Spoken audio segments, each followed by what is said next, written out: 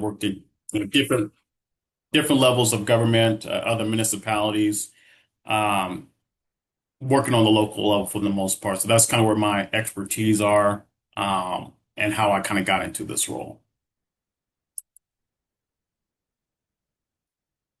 Alrighty, so if you look here, December of last year, we adopted our action plan. There's about 80 different strategies to outline in the action plan that we worked towards for the last year and a half. Like I mentioned before, Health by Design was part of it, but our lead contractor was Burgess and Nyepel, which is an engineering firm that kind of helped us deal out the data and helped us shape this throughout the process. And then I came in to kind of take over to make sure we get the action plan across the line. So if you've not read the action plan, I encourage you all to check that out on our website. And then by ordinance, we have to do an annual report. So 6 months after we adopted the action plan, we had to do an annual report already. That was by required by ordinance in May. And it mostly was a highlight of the data analysis that we have from 25 and see where we kind of started with the action plan. And we'll talk a little bit more about that. But essentially, a lot of our strategies are already starting to move the ball towards. Many of them are starting implementation, leases be initiated, some are in progress, and others are taking a little more time. And we can talk about that here. But if you have not seen the annual report, check it out online. But here is just some quick highlights. So from the 2025 crash analysis, fatal crashes, we had 85 losses last year in Indianapolis.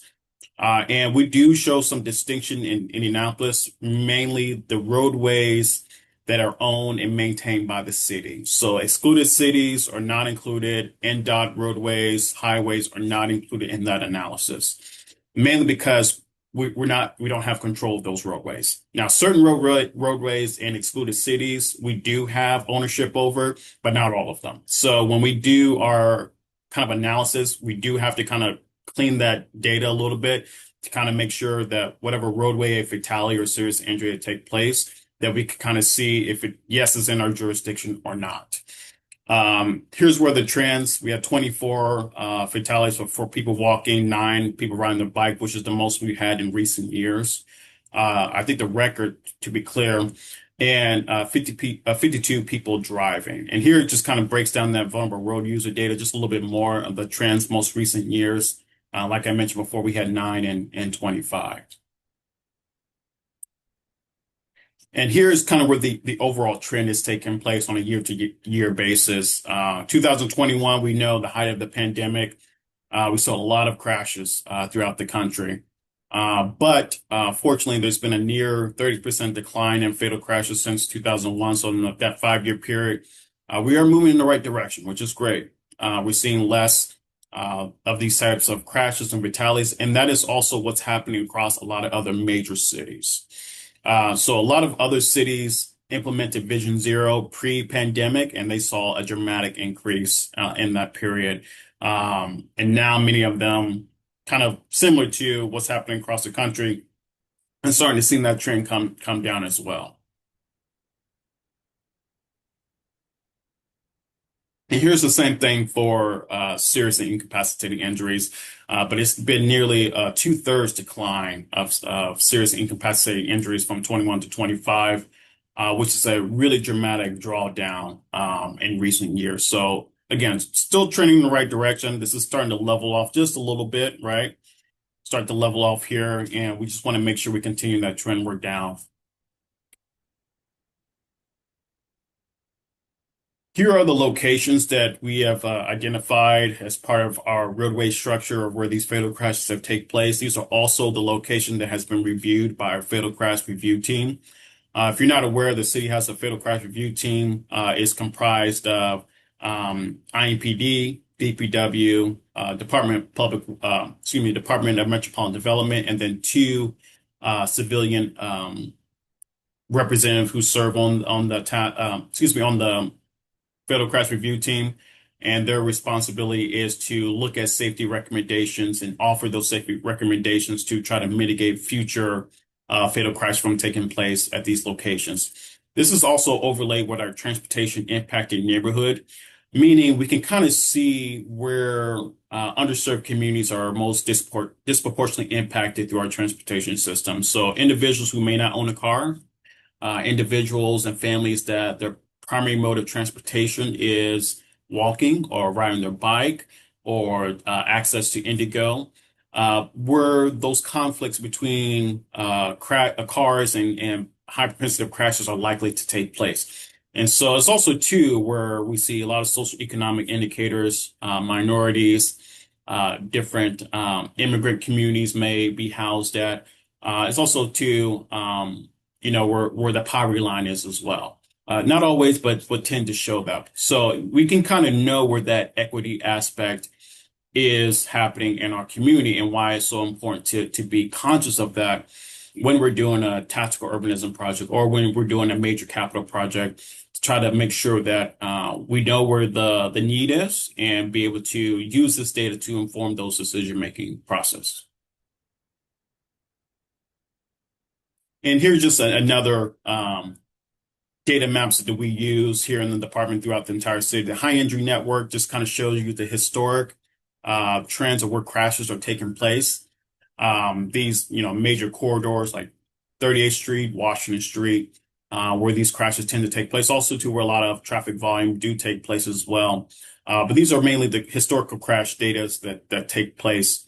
The vulnerable road user data or the high risk network is kind of more proactive. We kind of use a lot of third party data where we tend to see a lot of people walking, riding their bikes or running, and make sure that we kind of know where people are and where that density is. So when there was a opportunity to build more bike lanes or close those sidewalk gaps, we know where those conflicts are likely to take place and what can we do as a department, as a city, to try to bridge those gaps and try to minimize those conflicts so there won't be pedestrian or fatal crashes that way. And through Vision Zero, as many of you know, we follow the safe system approach, right? Deaths and serious injuries are unacceptable. It's a shared responsibility. Humans make mistakes, but all those aspects of those safe system principles inform our policy through safe people, post-crash care, safe roads, and all of the safe system wheel. And we use that as part of our implementation plan for the action plan. And I'll kind of show that here a little bit. So, as part of our safe system implementation through our action plan, we make sure that we follow on that same KPI through our annual report. Like I mentioned, since adopting the action plan, the Vision Zero annual report will follow these KPIs, and we have these implementation status key that either has not been started, it's been initiated, it's been developed, it's in progress, or there might be some, on hold, on delays issues and why we have not moved forward with that particular strategy. It's pleased to say that the vast majority of them have been at least initiated, right? Of the 83 total strategies, 75 of them at least been initiated or actively progressing. So part of my responsibility, I meet with different department agencies. We kind of walk through the strategies, what's been the holdup. Are there any other strategies that we can explore to align it more with Vision Zero? And I meet with those on a monthly or bi-monthly basis to kind of walk through some of those challenges and see how I can support that. But at the same time, is it still moving towards our overall goal and strategy of Vision Zero? So again, this will just kind of shows where we are currently. Hopefully this time next year, we'll be able to see some more progress with some of these strategies. Because it was our first annual report, we did not provide any supplemental strategies, meaning any new strategies that we might propose. We may do that at the next upcoming annual report, where we might have like a 2.0 or something like that. Not of a comprehensive strategy plan, but just more opportunities where we think new strategies can continue to drive those numbers down to zero. And next, I kind of want to show you where we are so far in 26. So that kind of concludes the annual report that we presented a couple months ago. For the first quarter of 2026, this is, again, a snapshot that we got through Aries from January 1 till end of the first quarter in March. It's about 18 lives lost. So far, I believe there's still no cyclist death that I am aware of on the city roadways. 6 people walking, 12 people driving. and then 141 serious injuries. This is data that we will be updating here soon. We're now in Q3, so I'll be able to pull Q2 numbers here shortly and kind of see where those trends are, how we are compared to last year. Right now, my understanding is we are on par for 2025. So I don't think that so far has been a significant increase or decrease from previous years.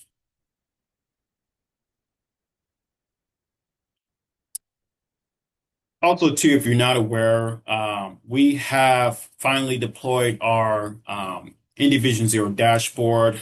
This is still a work in progress, but it is functional. Kind of show the historic data and information that we have, where the locations of crashes are taking place. You can see it through the high injury network. You can see it through our transportation impacted neighborhoods, but also to the fatalities, injuries, the types of collisions, where they're located, which council district, the mode, you name it. This is a dashboard that we finally got off before we had our end report done, and it's still a work in progress. Our injury data that we get from IMPD, for some reason, is not syncing properly. We're still trying to figure that out.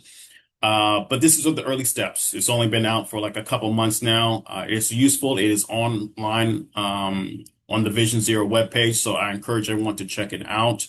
These are verified data sources from IMPD. But I will tell you at the end report, we do look at, again, at other excluded cities and other law enforcement agents to see if there's still some fatalities or serious injuries on our roadway jurisdiction that needs to be included in the overall analysis. So this is just from IMPD. IMPD obviously doesn't go into Lawrence and other excluded areas, so we don't always get their numbers directly. But through areas, we're able to kind of see where those crashes are. And like I mentioned before, it's required a little bit more cleaning, a little more analysis. So that's why you may see the overall Vision Zero numbers maybe slightly higher than what you see from IMPD is because of that reason. Also, too, I just kind of want to share a little bit about how we make that review process for safety. So when a crash occurs, no matter where it takes place, there's always going to be a first responder there to respond and do initial crash report. Sometimes you'll have crash investigators kind of go out and do a more detailed dive in what the crash looked like, what happened, who was all involved, and they do that initial report. No matter what, all crash data is collected and is entered to a database, whether that's through Aries or whether that's through the city. There's different ways you can include that information into the database, but ultimately most of it does go through Aries. And that informs our high injury network, especially if we see multiple crashes take place at a location or a corridor. Certainly if it involves a vulnerable road user and so on, we're able to pull all that data from the NPL, you name it. Everyone collects those crash data. Now, if there's a criminal element, like if there's a hit and run, drunk driving, it will typically go through the adjudication process to the prosecutor's office, which is also on the task force in IMPD. And then that ultimately informs how that process may inform any of our safe system approach. When it comes to a particular fatal crash, all fatal crashes within the city's jurisdiction are reviewed by the fatal crash review team. It takes up to 2 months to review that crash or that fatal crash because we may not get all of the crash report information over to the team in time. So we always have a 2 month delay to make sure we get all the information. Once the case is closed out, then we'll be able to see if there's any type of safety recommendation or infrastructure recommendation that may be proposed. So when that happens, we look at the crash data that's taken place historically. We'll look at what programs that we may be having that's coming up to do a capital project. And all those will inform if the safety intervention will be needed at that particular crash location based off of the history. And again, all still to form our safe system approach will. I always try to include this information in most of my presentations, just so to let people know some of the challenges that we in Indianapolis have, particularly. Not saying that's impossible, not saying that we can't do safety improvement, but there are some challenges that we have compared to other Vision Zero cities. So Hoboken, New Jersey is well known here in the United States for being one of the first cities to have Vision Zero and maintain it for a number of years. But as you can see from the population to the land miles and square miles of the area, population density, you name it, there's some unique challenges that Indianapolis faces compared to other cities. And like I mentioned before, if you look at lane miles, you also look at the population density. A lot of those are key factors of, the greater it is, the more density it is. We can show that it's ideally more safer. And so, that's why DMD is a great addition to the Vision Zero Task Force, along with the Federal Crash Review Team. It's when thinking through land use policy, zoning, have that densification does improve the overall safety and transportation planning for the community. So it's just another layer of information we like to share, but also to some of the unique challenges of how much roadway we have to maintain here in Indianapolis compared to other cities, and the funding that comes with it, right? And be able to maintain that throughout the entire year and do pretty cool projects as well. And also to shout out to Health by Design because they're the ones that really create this, and we were able to kind of piggyback off of this graphic as well. Also, too, just kind of some news that's taken place for Indianapolis. We're officially recognized by the Vision Zero Network, so we're now a Vision Zero community, which is really exciting. We were officially recognized end of June, so happy to have that feather in our cap now. Just one of almost 80 cities now that's part of the Vision Zero Network, so exciting for us to be able to participate in that. Also, too, some of you may be aware we have tactical urbanism projects. We have most planned now than ever before. I think we have 22 planned, and so excited to see these projects taking place. We have a couple of coming up here in October. I mean, excuse me, in August that we're really excited to move forward with. And always tell communities if you're interested in doing some type of safety project, safety demonstration, always reach out to our team about tactical urbanism projects, and we'll talk about what that looks like. We do have an open call coming out here at the end of the month, and so we'll have our next round for open calls here soon, and we're really excited for that. Also, too, we do now have a kind of a Take the Pledge campaign happening when it comes to Vision Zero. It's very similar to other major cities when it comes to Vision Zero.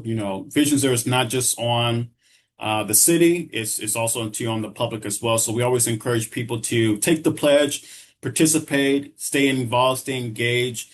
The easiest thing anyone can do to be a safety ambassador or anyone to support Vision Zero is taking the pledge. Here just kind of highlight what that means to be part of that. Also, too, we did a brief public awareness campaign with IndyCar drivers to kind of highlight some of the importance of why driving safe is important. Hearing from a race car, for me personally, about, saying, hey, I'm a professional race car driver. You're not, you shouldn't be driving and speeding on our roadways.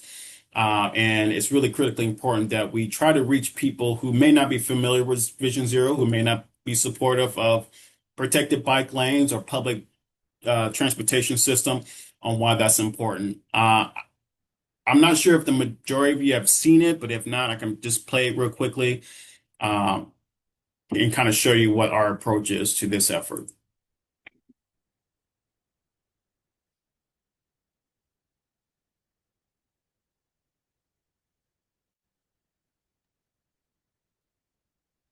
We actually can't hear the audio on this.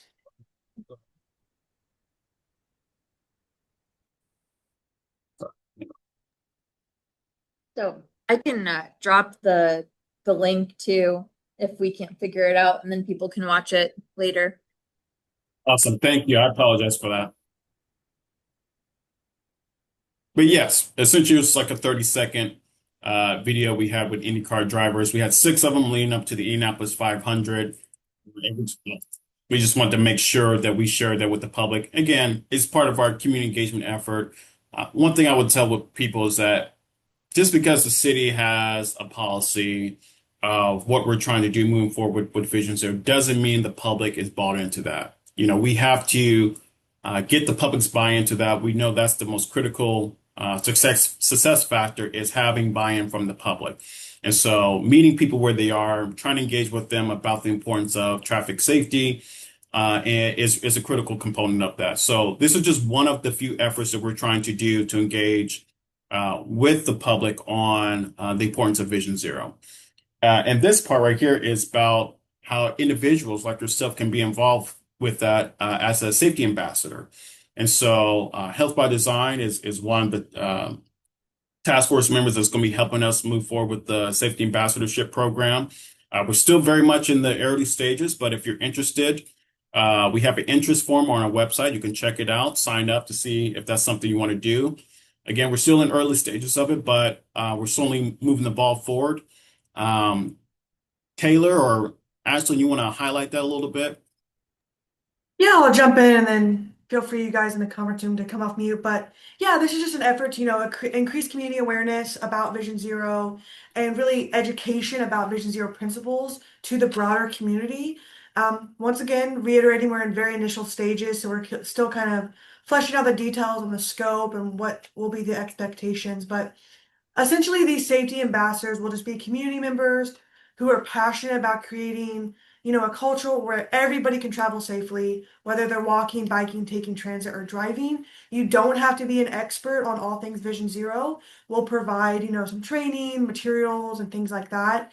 It's just a way to, get people out in the community talking about this important effort, highlighting the projects that are taking place, and making sure we have kind of community member to community member conversations taking place to further this effort. So yeah, just pop the link to that interest form in the chat.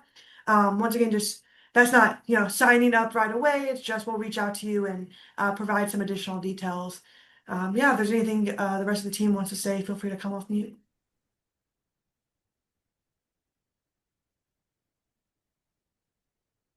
Okay. Well, I don't know why it's doing that. Well, basically, oh no, this is all messed up now. Oh no. It's good. We got the link. I'll send it. Yeah, I'll pop the newsletter link. Okay. Yes, essentially we have a newsletter now. I'm not sure why it's doing that. Hang on, maybe. Top share and pop back up. Yeah. Yeah, maybe this will. Uh,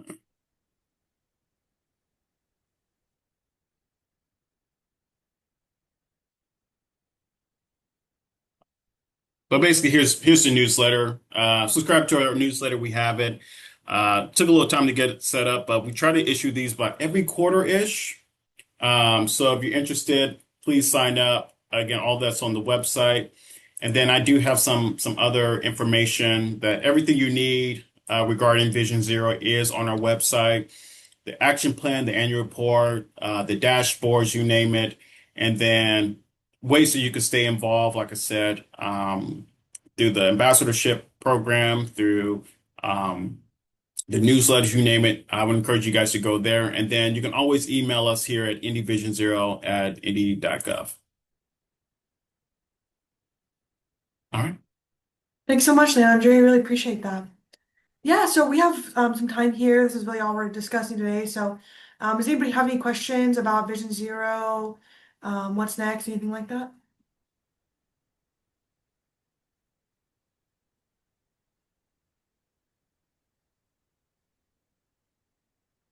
All right. Well, if there's no questions right now, once again, you can reach out to the City of Indianapolis. Oh, go ahead. Sorry, I thought of something. I was like, what did we even talk about on Monday? What about did you talk about the quick build and maybe I was out of the room, or did you tease it? Not in this presentation, but I can tell you guys just a quick update about Quick Build. So, Quick Build is going to be a supportive component of our TU project. So the thought process of it is to bridge the gap between a tactical urbanism project and a full comprehensive capital project. Um, we are currently developing the policy on that right now, and creating scoring metrics on what that looks like. Quick Build Project will be an in-house program within DPW. It will not be at request style of program. So the best thing to have a quick build style program in your community is going through the TU project process. So that's why we always encourage people to do a tactical urbanism project.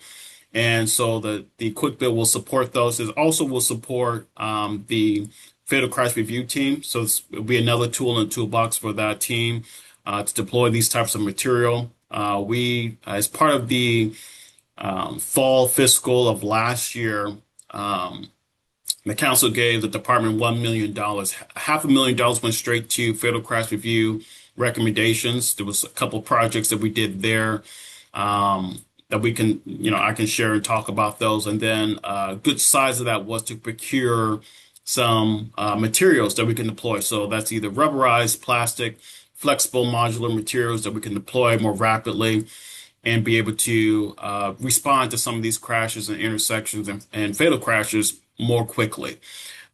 So we are still moving forward with that. There's supposed to be a bidding process that will take place next month to procure those materials and get the ball moving forward with quick builds. So really exciting. We should be able to do at least a couple projects by the end of the year, and then really move the ball forward really next year.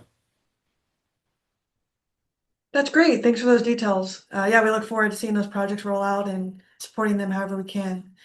So yeah, thanks again for joining and giving us all this great context and details about Vision Zero. Once again, if you have any questions, there is the City of Indianapolis's Vision Zero email you can reach out to.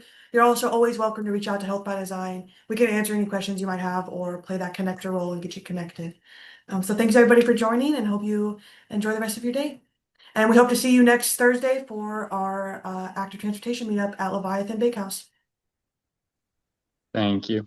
Bye, everyone. Thank you.